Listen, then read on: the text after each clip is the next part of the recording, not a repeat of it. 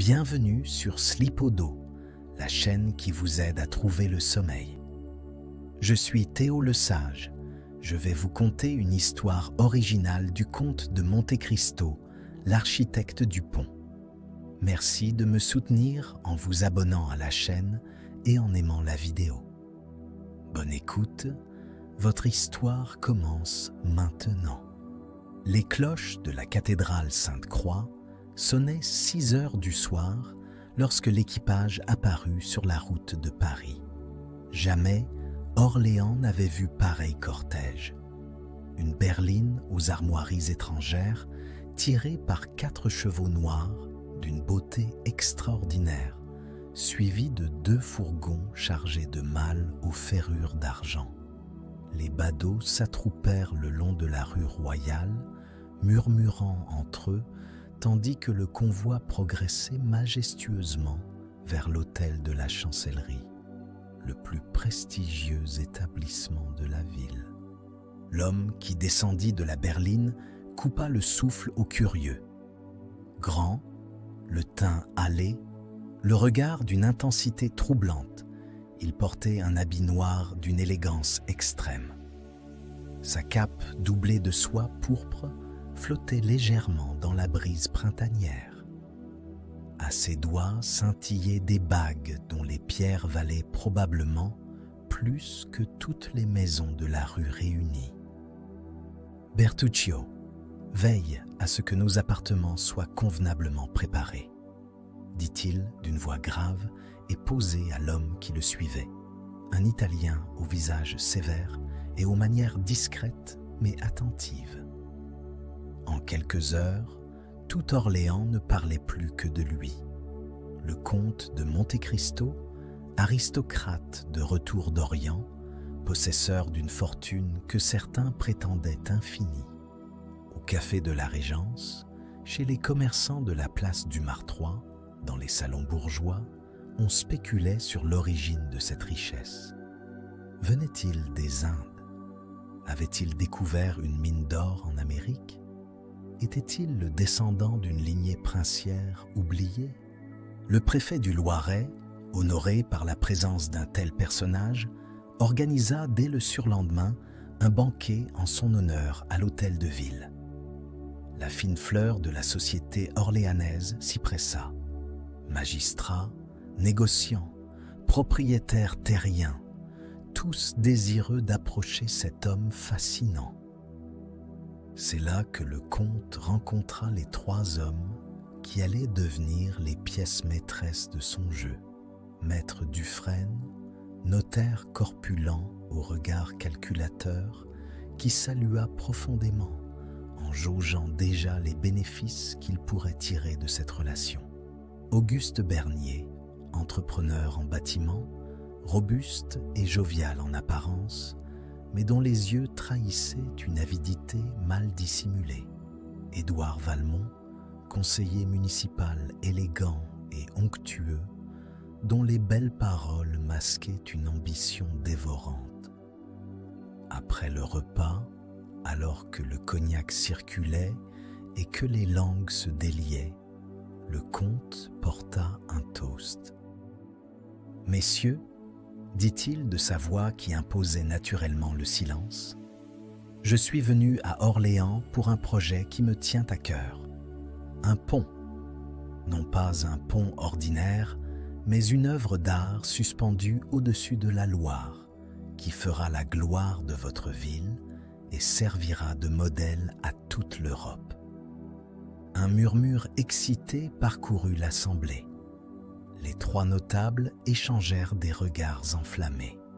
« Je financerai intégralement ce projet, » poursuivit Monte Cristo, ses yeux noirs scrutant imperceptiblement les visages. « Mais j'ai une condition. Ce pont sera conçu sous ma supervision personnelle, et pour préserver ma tranquillité, je travaillerai sous une autre identité. Le comte de Monte Cristo restera le généreux mécène visible. Mais l'ingénieur qui créera cette merveille portera un autre nom. » Il esquissa un sourire énigmatique qui ne toucha pas ses yeux. Acceptez-vous, messieurs. 3 semaines plus tard, un jeune homme descendit du coche de Paris devant l'auberge du Cheval Blanc. Il portait une redingote sobre, des lunettes cerclées d'acier et transportait sous le bras une grande sacoche de cuir remplie de documents. Personne ne reconnut en lui le fastueux comte de Monte Cristo. Julien Moreau, ingénieur des ponts et chaussées, annonça-t-il au maître d'hôtel qui l'accueillit. Sa voix avait perdu son timbre grave et autoritaire pour adopter l'enthousiasme légèrement naïf d'un jeune homme de 28 ans. Le lendemain, à la mairie, il déroula ses plans devant les 3 notables convoqués par le comte. Dufresne, Bernier et Valmont se penchèrent sur les dessins avec une attention dévorante. « Messieurs, » commença Julien Moreau d'une voix vibrante, « voici un système de suspension par câble d'acier qui permettra de franchir la Loire sans pilier central.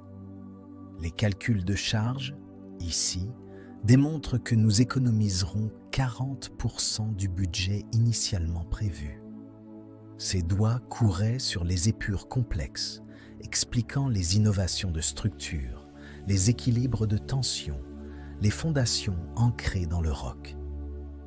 Bernier, qui n'avait jamais vu pareille ingéniosité, sentait déjà l'argent affluer. Valmont imaginait déjà la gloire politique d'un tel projet. Dufresne calculait mentalement les commissions et les profits colossaux. Ce qu'ils ignoraient, c'est que derrière les lunettes et la posture humble, le comte de Monte Cristo les observait comme un faucon observe ses proies. Il avait passé des mois à enquêter sur ces 3 hommes. En 1829, ils avaient été les agents locaux de Danglars lors d'une vaste escroquerie sur des obligations d'État. Des dizaines de familles modestes avaient été ruinées, perdant leurs économies dans des placements frauduleux. Parmi elles, des proches de Mercédès, des amis de son père à Marseille, des innocents dont les vies avaient été brisées pendant qu'Edmond Dantès pourrissait au château d'If. Les 3 complices avaient prospéré de cette misère, s'étaient enrichis, avaient effacé les traces. Mais Monte Cristo n'oubliait jamais. Il avait reconstitué chaque transaction, chaque mensonge, chaque trahison. « Ces plans sont remarquables, monsieur Moreau », déclara Dufresne avec un sourire mielleux. « Le comte sera certainement satisfait. Puis-je suggérer que nous en gardions une copie pour nos archives municipales ?»« Bien entendu, » répondit Julien en sortant 3 jeux de plans complets. « J'ai tout prévu. Voici pour vous, maître Dufresne, pour vous, monsieur Bernier, et pour vous, monsieur Valmont. Le comte insiste pour que ses collaborateurs aient accès à toutes les informations. » Les 3 hommes échangèrent un regard furtif que Julien feignit de ne pas remarquer. Mais sous les lunettes, les yeux du comte brillèrent imperceptiblement. L'hameçon était lancé. Il connaissait la nature humaine, il connaissait la cupidité. Ces hommes ne pourraient résister à la tentation de s'approprier ces plans révolutionnaires, de se débarrasser de cet ingénieur trop brillant, de récolter seul la gloire et la fortune. « Messieurs, » ajouta-t-il avec une candeur calculée, « je vous fais confiance comme le comte me fait confiance. Ces documents représentent des années de travail. Le piège était tendu. Il ne restait plus qu'à attendre.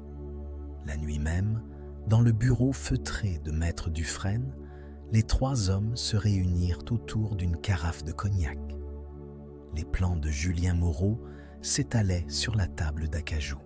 « C'est une fortune » murmura Bernier, les yeux brillants.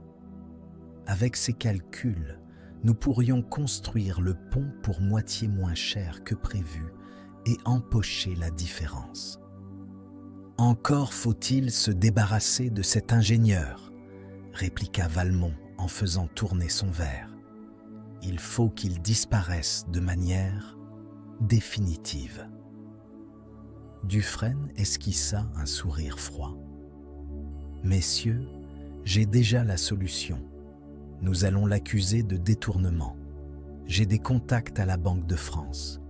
Nous ouvrirons un compte à son nom, y déposerons des fonds prélevés sur le budget du pont, créerons de fausses factures.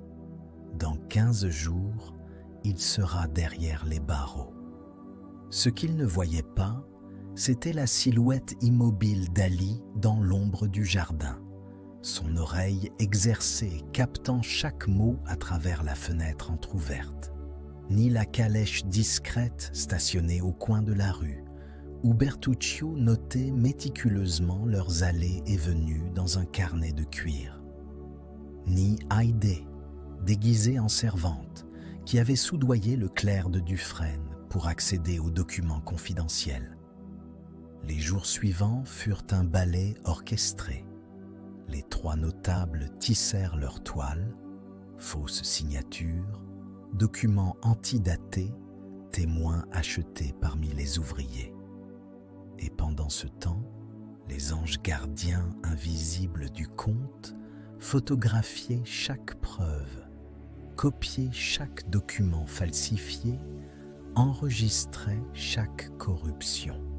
Le 15 mai 1838, lors de la réunion publique du conseil municipal consacrée au projet du pont, le drame éclata. Valmont se leva solennellement. « Messieurs, j'ai le devoir douloureux de révéler que l'ingénieur Julien Moreau a détourné 15 000 francs des fonds alloués au projet. Voici les preuves, le compte bancaire, les factures frauduleuses, les témoignages. » La salle explosa en clameurs indignées. Julien Moreau, assis au premier rang, devint livide. Les gendarmes entrèrent, lui passèrent les menottes sous les regards horrifiés de l'assistance.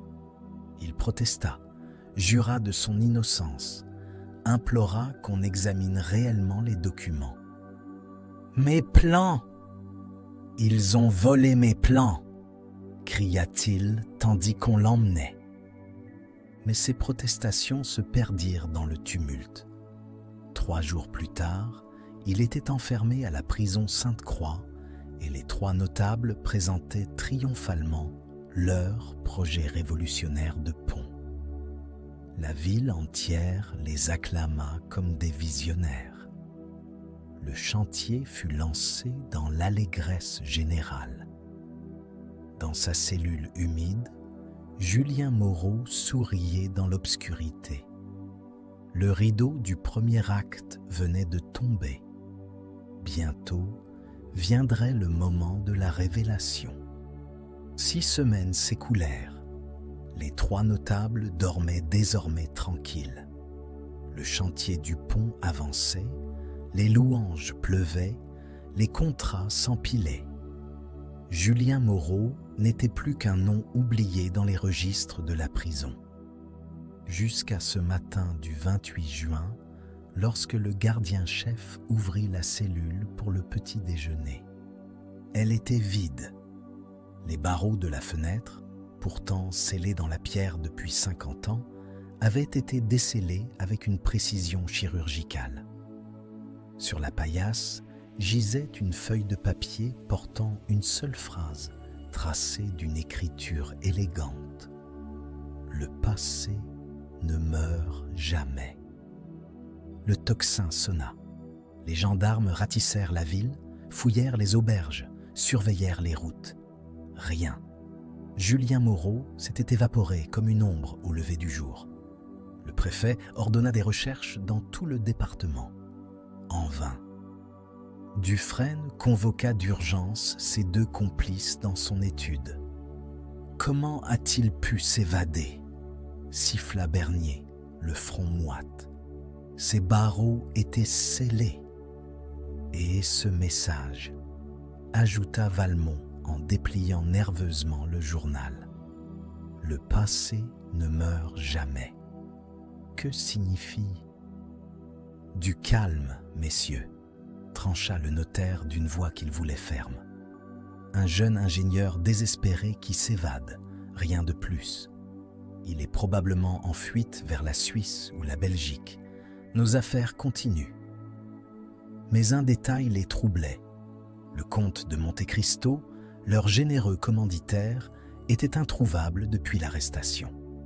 Son hôtel était fermé. Bertuccio partit sans laisser d'adresse. La réponse vint une semaine plus tard par un entrefilet dans Le Moniteur. Le comte de Monte Cristo, de retour de Rome où il a séjourné ces 3 derniers mois, a offert un banquet somptueux dans son hôtel particulier du Faubourg Saint-Germain en présence du ministre de l'Intérieur et de l'ambassadeur d'Autriche. 3 mois à Rome, des témoins irréprochables, un alibi en granit. Vous voyez, ricana Dufresne en reposant le journal. Une simple coïncidence. Comment cet aristocrate pourrait-il être ce jeune ingénieur ? L'un est un titan de la fortune, l'autre un escroc en fuite. Valmont voulut se convaincre. La ressemblance nous a troublés, c'est tout. Des milliers d'hommes ont les cheveux noirs et le regard sombre. Exactement, approuva Bernier avec soulagement. Et puis, le comte était à Rome. Des dizaines de personnes l'ont vu. Ils trinquèrent pour célébrer leur paranoïa dissipée. Pourtant, cette nuit-là, aucun des 3 ne trouva le sommeil. Dans l'obscurité de leur chambre, ils revoyaient ses yeux noirs, ce sourire énigmatique, cette phrase mystérieuse. Le passé ne meurt jamais. À Paris, dans son salon tendu de soie cramoisie, le comte de Monte Cristo contemplait la flamme d'une bougie. Un léger sourire flottait sur ses lèvres. La partie venait vraiment de commencer. Maintenant, il allait les faire danser. Août 1838. Le comte de Monte Cristo déploya sa stratégie avec la patience d'un joueur d'échecs. Il convoqua d'abord Auguste Bernier à Paris sous prétexte d'examiner de nouveaux investissements. Dans son bureau lambrissé de l'hôtel particulier, il déroula des plans de développement urbain, évoqua des fortunes à bâtir. « Monsieur Bernier, votre entreprise a un potentiel remarquable. Je souhaite investir 100 000 francs dans vos affaires. Cela vous permettra de décrocher les grands chantiers de chemin de fer qui s'annoncent. » Bernier, ébloui, accepta avec empressement. Il ne vit pas le piège. Il venait de mettre son entreprise sous la coupe du comte. Quelques jours plus tard, Maître Dufresne reçut la visite de Bertuccio, porteur d'une proposition alléchante. Le comte souhaitait racheter plusieurs de ses créances douteuses contre paiement immédiat. Le notaire, toujours avide de liquidités, signa sans réfléchir. Il était désormais endetté envers Monte Cristo pour 40 000 francs. Édouard Valmont fut invité à un dîner intime au Faubourg Saint-Germain. Le comte le reçut avec une courtoisie exquise, lui fit visiter sa collection d'antiquités, puis, au détour d'une conversation sur l'histoire romaine, glissa négligemment. « Savez-vous, monsieur Valmont, que les Romains punissaient la trahison avec une rigueur terrible ? Ils considéraient que le temps n'effaçait jamais les crimes. » Valmont pâlit imperceptiblement. Ce regard, cette voix, non, impossible. Le lendemain, les 3 complices reçurent chacun une lettre anonyme. Même papier vélin, même encre noire. Le contenu les glaça. 1829, l'affaire Danglars, les obligations frauduleuses. Vous vous souvenez? 23 familles ruinées, le dossier existe toujours. Ils se réunirent en urgence chez Dufresne, blêmes et nerveux. « Qui peut savoir ?» chuchota Bernier. « Les archives ont été détruites. »« Quelqu'un sait, » répondit le notaire, « et ce quelqu'un nous fait chanter. » Mais le pire restait à venir. En septembre, lors d'une inspection de routine, un ingénieur des ponts et chaussées remarqua des fissures inquiétantes dans les fondations du pont. Les calculs avaient été mal interprétés, les ancrages insuffisants. Le directeur des travaux publics ordonna une expertise complète. Simultanément, un jeune journaliste du Courrier du Loiret, Paul Mercier, commença à publier une série d'articles questionnant les irrégularités du projet. Budget initial mystérieusement réduit, disparition de l'ingénieur Moreau, coïncidence troublante. Ces enquêtes étaient d'une précision dévastatrice, comme s'il avait accès à des documents confidentiels. Ce que nul ne savait, c'est que Mercier logeait dans un appartement payé par un mystérieux bienfaiteur et que des documents lui parvenaient régulièrement par courrier anonyme. Les trois notables commencèrent à se regarder en chiens de faïence. Dufresne soupçonnait Valmont d'avoir parlé. Bernier accusait Dufresne de négligence. Valmont suspectait les deux autres de vouloir le sacrifier. Le tissu de leurs mensonges se déchirait, fil après fil. Et quelque part dans l'ombre, le comte de Monte Cristo observait avec satisfaction les premières lézardes de leur édifice de trahison. La symphonie de la vengeance jouait ses notes les plus délicates. Octobre 1838. Les cartons d'invitation arrivèrent sur papier crème frappé d'armoiries. Le comte de Monte Cristo a l'honneur de convier messieurs Dufresne, Bernier et Valmont à une soirée en son château de Beauregard, près d'Orléans. Impossible de refuser. Le comte était désormais leur créancier, leur investisseur, leur juge silencieux.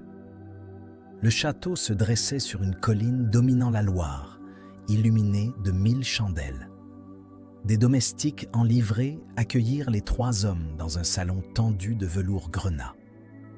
Le comte apparut, vêtu de noir, un diamant étincelant à sa cravate. « Messieurs, quel plaisir de vous recevoir dans ma demeure. Le dîner sera servi dans 1 heure.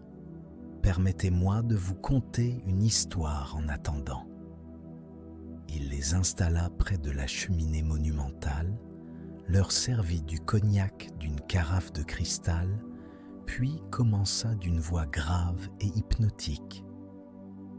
Il était une fois, à Marseille, un jeune marin nommé Edmond Dantès. Honnête, loyal, sur le point d'épouser la femme qu'il aimait. Mais 3 hommes, rongés par l'envie et la cupidité, le dénoncèrent faussement. Fernand voulait sa fiancée, Danglars convoitait sa position, Villefort sacrifia sa liberté pour protéger son père. Les 3 notables s'agitèrent imperceptiblement sur leur siège. Dantès fut jeté au château d'If pour un crime qu'il n'avait pas commis. 14 années d'enfer, 14 années où ces traîtres prospérèrent, s'enrichirent, oublièrent leurs victimes. Le comte marqua une pause, ses yeux noirs fixant tour à tour chacun de ses invités. Mais Dantès s'évada. Il devint riche, puissant, et il revint. Car voyez-vous, messieurs, le passé ne meurt jamais. Dufresne renversa son verre. Bernier était livide. Valmont ne respirait plus. Cette phrase, le message dans la cellule. Fascinante histoire, n'est-ce pas? Continua Monte Cristo avec un sourire glacial. J'ai d'ailleurs un ami qui s'y intéresse particulièrement. Permettez-moi de vous le présenter. Les portes du salon s'ouvrirent. Un homme entra, vêtu d'un habit sombre, le visage dissimulé par un masque vénitien. Sa silhouette, sa démarche, sa stature. Julien Moreau. Non, balbutia Bernier en reculant. C'est impossible. L'homme masqué s'avança lentement, sans un mot, fixant les trois notables qui se serraient les uns contre les autres, terrifiés.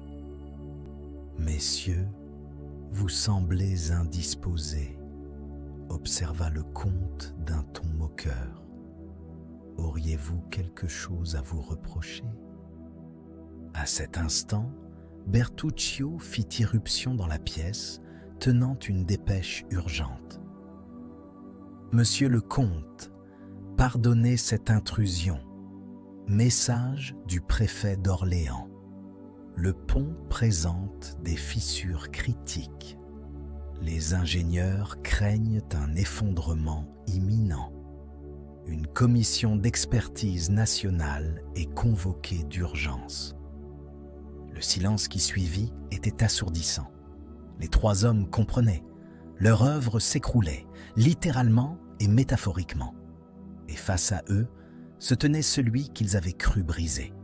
« Messieurs, » murmura Monte Cristo, « la vérité a cette particularité.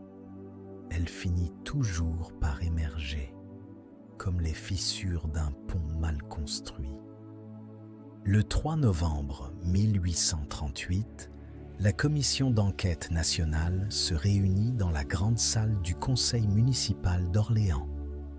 5 ingénieurs des ponts et chaussées, le préfet, le procureur et une foule de notables emplissaient la pièce. Au premier rang, pâles et défaits, Dufresne, Bernier et Valmont attendaient. Le président de la commission, M.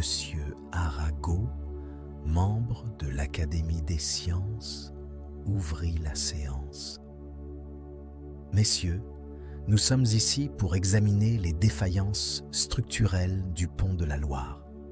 J'ai l'honneur d'inviter à participer à cette expertise le comte de Monte Cristo, dont la générosité a financé ce projet et dont les connaissances en ingénierie sont reconnues dans toute l'Europe. » Le comte s'avança, portant une sacoche de cuir. Son regard balaya l'assistance et se posa sur les 3 accusés. Un sourire imperceptible effleura ses lèvres. « Messieurs, » commença-t-il d'une voix posée, « les défaillances de ce pont ne sont pas dues au hasard, mais à une falsification criminelle. Permettez-moi de vous présenter les preuves. » Il déroula sur la table 2 jeux de plans. « Voici les plans originaux que j'ai personnellement conçus, signés de ma main et de celle de Julien Moreau. Regardez ces calculs de tension des câbles, cette distribution des charges. Et voici les plans utilisés pour la construction. Voyez-vous les différences ? » Les ingénieurs se penchèrent, comparèrent, hochèrent gravement la tête. Les erreurs étaient flagrantes.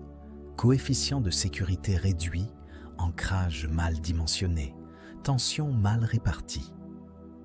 Julien Moreau et moi ne faisions qu'un, révéla Monte Cristo dans un silence glacial. Cette double identité me permit de tester la probité de ces 3 hommes. Ils ont échoué. Bernier bondit. « C'est impossible. Vous étiez à Rome. » « J'y étais effectivement, après mon évasion. » Mes serviteurs avaient préparé mon alibi des mois à l'avance. Des témoins payés, des lettres antidatées, un stratagème digne des complots que vous-même avez ourdis.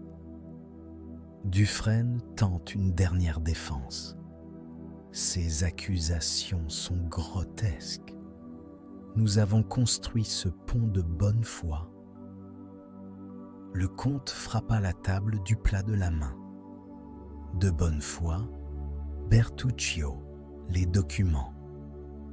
Son serviteur déposa devant la commission une liasse impressionnante. Les fausses factures annotées de la main de Dufresne, les relevés du compte frauduleux retracés jusqu'à Bernier, les lettres de corruption signées par Valmont. Puis vinrent les témoins, le clerc de Dufresne, acheté par Haïdé, qui confirma les falsifications. 3 ouvriers du chantier, protégés par l'anonymat, qui décrivirent les modifications imposées au plan. Le banquier qui identifia Bernier comme celui qui avait ouvert le compte au nom de Julien Moreau. Les preuves s'accumulaient comme une avalanche. Chaque dénégation était balayée par un nouveau document, un nouveau témoin. Les 3 hommes s'effondrèrent progressivement, leurs visages décomposés reflétant la certitude de leur perte. « Messieurs de la commission, conclut Monte Cristo, je réclame justice, non seulement pour moi, mais pour toutes les victimes de ces hommes, car leur crime ne s'arrête pas à ce pont. » La tension dans la salle était insoutenable. Édouard Valmont, le visage ruisselant de sueur, regarda ses 2 complices, puis le comte. Quelque chose se brisa en lui. « Assez !» cria-t-il en se levant brusquement. « Je ne porterai pas seul le poids de cette mascarade. » Dufresne et Bernier le foudroyèrent du regard, mais il était trop tard. Les mots jaillirent comme d'une digue rompue. « Oui, nous avons volé les plans. Oui, nous avons fabriqué de fausses preuves contre Julien Moreau. Nous voulions nous approprier ce projet, récolter la gloire et la fortune. Mais ce n'est pas notre premier crime. » Il se tourna vers le comte, les yeux écarquillés par une terreur mêlée de fascination. « Vous savez tout, n'est-ce pas? Vous avez toujours su. 1829, l'affaire Danglars. Nous étions ses agents à Orléans. Les obligations frauduleuses sur la Banque de France. 23 familles ruinées. Nous avons touché 15% de commission sur chaque transaction. » Un murmure horrifié parcourut l'assistance. Le procureur griffonnait frénétiquement. « Menteur !» hurla Dufresne en bondissant. « Tu nous trahis pour sauver ta peau. » Mais dans sa colère, le notaire commit l'erreur fatale. Il sortit de sa sacoche une liasse de documents. « Regardez, les vrais plans sont là. Je les ai conservés pour... » Sa voix mourut. Il venait de produire la preuve ultime de leur culpabilité. Les plans originaux de Julien Moreau, portant la date de mars 1838, annotés, complets. S'il les possédait, c'était bien qu'il les avait volés. Monte Cristo s'approcha lentement, prit les documents des mains tremblantes du notaire. « Merci, maître Dufresne. Vous venez de sceller votre propre condamnation. » Auguste Bernier, lui, s'était effondré sur sa chaise.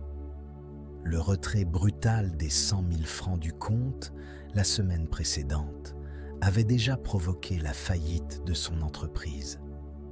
Ses créanciers s'étaient abattus sur lui comme des vautours. Il n'avait plus rien, plus de force pour lutter. « Nous sommes perdus, » murmura-t-il. « Tout est fini. » Le comte de Monte Cristo se tourna alors vers l'assemblée. Son visage était grave, empreint d'une douleur ancienne. Il existe une raison personnelle à ma quête de justice, déclara-t-il d'une voix chargée d'émotion.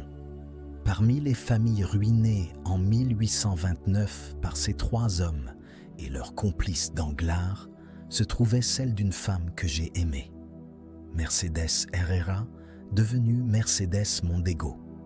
Son père, pêcheur catalan à Marseille, avait placé toutes ses économies dans ses obligations frauduleuses.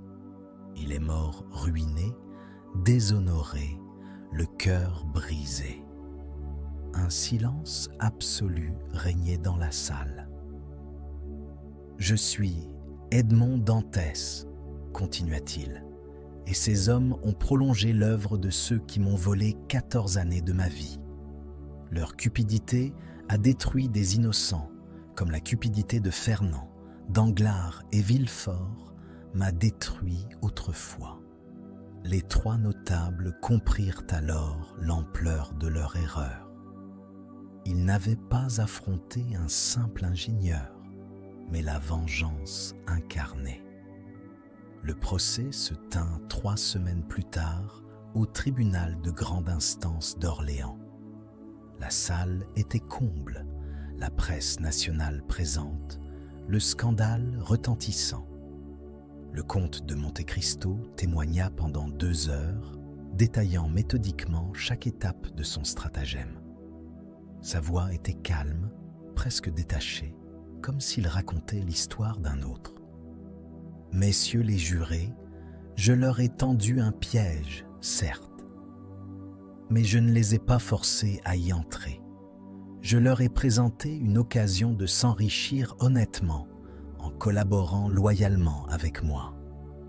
C'est eux qui ont choisi la trahison. J'ai créé les conditions, mais ce sont leurs cœurs cupides qui ont dicté leurs actes. » Il marqua une pause, son regard balayant les 3 accusés effondrés sur le banc. « Je leur ai offert la même liberté que Dieu offre aux hommes, celle de choisir entre le bien et le mal. Ils ont choisi. » Le verdict tomba comme un couperet. Dufresne, 10 ans de travaux forcés et confiscation de tous ses biens. Bernier, 8 ans de prison. Valmont, 7 ans et déchéance de ses droits civiques. Les 3 hommes furent emmenés sous les huées de la foule qui, hier encore, les adulait. Le pont fut démantelé. Les pierres furent numérotées, les câbles enroulés, les fondations reprises. Sous la direction du comte lui-même, redevenu ingénieur, l'ouvrage fut reconstruit selon ses plans originaux. 18 mois plus tard, le nouveau pont enjambait majestueusement la Loire, chef-d'œuvre d'équilibre et d'élégance. Mais la victoire avait un goût de cendre. Un soir de juin 1840, alors que le soleil couchant embrasait les eaux du fleuve, Monte Cristo se tenait au milieu du pont achevé. Il avait gagné. Justice était faite. Pourtant, son cœur restait lourd. « Monsieur le comte !» Il se retourna. Un jeune homme d'une 20aine d'années, vêtements simples, se tenait là, intimidé. Il tenait sous le bras des carnets de dessin technique. « Je m'appelle Thomas Beaumont. Je suis étudiant, je n'ai pas les moyens de poursuivre mes études à l'école des ponts. Mais j'ai entendu votre histoire. Je voulais vous rencontrer, vous dire que vous m'avez inspiré. » Monte Cristo observa le jeune homme. Dans ses yeux brillait la même passion, la même soif de savoir qu'il avait vu jadis dans le regard d'Edmond Dantès, le jeune marin innocent.